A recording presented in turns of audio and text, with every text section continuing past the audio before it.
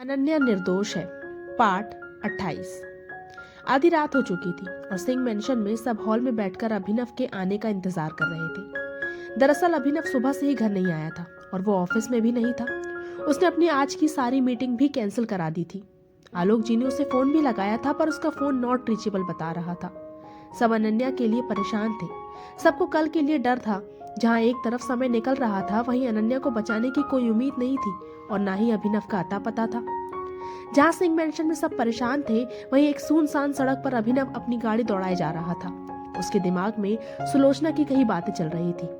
कुछ देर पहले हॉस्पिटल में, सच जानना चाहता हूँ, बदले में मैं दुगनी रकम दूंगा, लेकिन अगर आपने अपना ज्यादा दिमाग चलाया तो उस वीआईपी रूम से सीधे पुलिस स्टेशन के इंटेरोगेशन रूम में होंगी। अभिनव मुस्कुराते हुए कहता है, वो डॉक्टर शनाया ने बोला था ऐसा करने को। सुलोचना डरते हुए कहती है, पूरी बात बताइए। अभिनव कहता है, जब से मेरा ऑपरेशन हुआ था तब से मैं बिल्कुल ठीक हूँ। मुझे जल्दी होश भी आ गया था। तब हमारे रूम में डॉक्टर शनाया आई। उन्होंने हमसे ये झूठे दर्द का नाटक करने को कहा और बदले में बहुत सारे पैसे भी दिए थे। पैसे की लालच में हमने हाँ कर दिया। सुलोचना कहती है, क्या डॉक्टर शनाया अकेले आई थी? अभिनव सोचते हुए कहता है, नहीं नहीं, उनके साथ एक लड़की भी थी। सुलोचना कहती है, आपने उसका चेहरा देखा? अभिनव चहक कर पूछता है, नहीं, उसने अपना चेहरा ढका हुआ था। सुलोचना कहती है।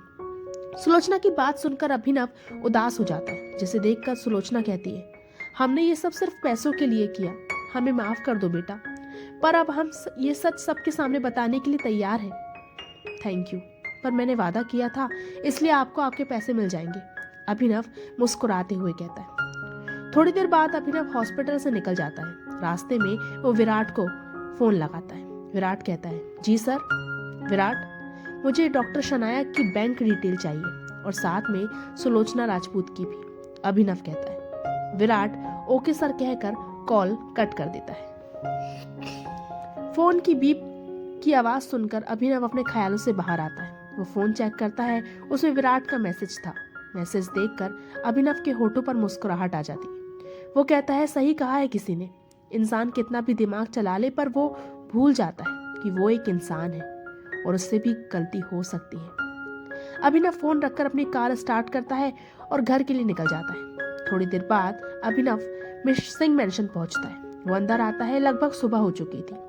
सब अपने रूम में थे, इसलिए अभिनव भी अपने रूम में जाता है। वो फ्रेश होकर रेडी हो रहा होता है, तभी आलोक जी उसके रूम में आते हैं। अभी आलोक जी अंदर आते हुए कहते हैं। अभिनव आलोक जी को देखकर कहता है, डैड आप? बेटा जानते हो ना, आज हमें हॉस्पिटल जाना है। आज अनन्या को निर्दोष साबित करना है। आलोक जी कहते हैं, रिलैक्स डैड, सब ठीक है। अभिनव मुस्कुराते हुए कहता है। आलोक जी कहते हैं, पर अभी?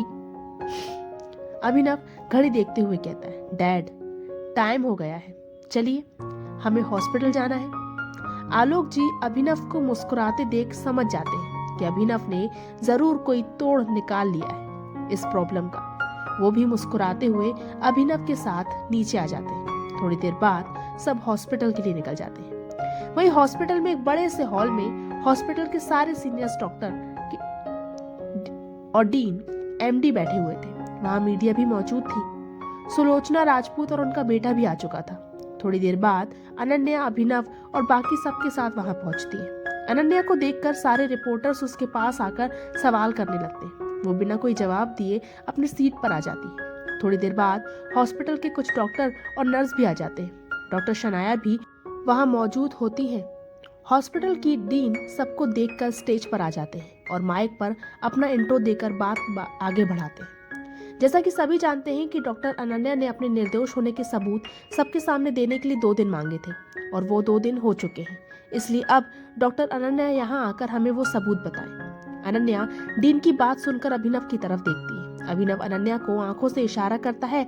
अनन्या खड़ी होकर स्टेज पर आती है। वो माइक हाथ में लेकर अपना इंट्रो देती है, फिर आगे कहती है, आप सब जानते हैं कि मैंने सुलोचना राजपूत की सर्जरी की है, पर एक्चुअल में उस दिन क्या हुआ था ये आप नहीं जानते।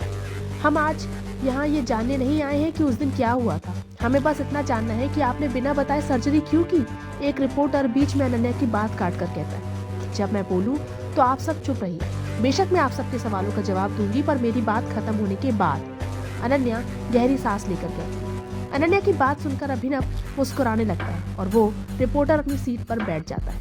अनन्या आगे कहती है, उस दिन मैंने डॉक्टर शनाया को फोन किया था, पर डॉक्टर शनाया ने फोन नहीं उठाया। फिर मैंने हॉस्पिटल के फोन से फोन किया, कहकर अनन्या सबको उस दिन की पूरी बात बता देती। अनन्या की बात पूरी होने के साथ ही अभिनव स्टेज पर आकर सबको सबूत दिखाता है। वो सबसे पहले शनाया की कॉल डिटेल दिखाता है, जिसमें साफ पता चल रहा है कि अनन्या ने उसे कॉल किया है।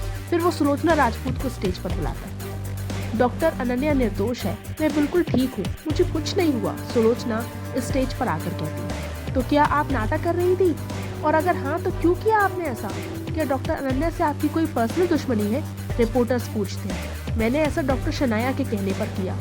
उसने मुझे धमकी दी थी कि अगर मैं ऐसा ना कहूँ तो वो मुझे मार देगी। मैं डर गई थी, इसलिए ये सब किया, सुलोचना कहती है। तो अब आपको डर नहीं है कि डॉक्टर शनाया आपको मार देंगी?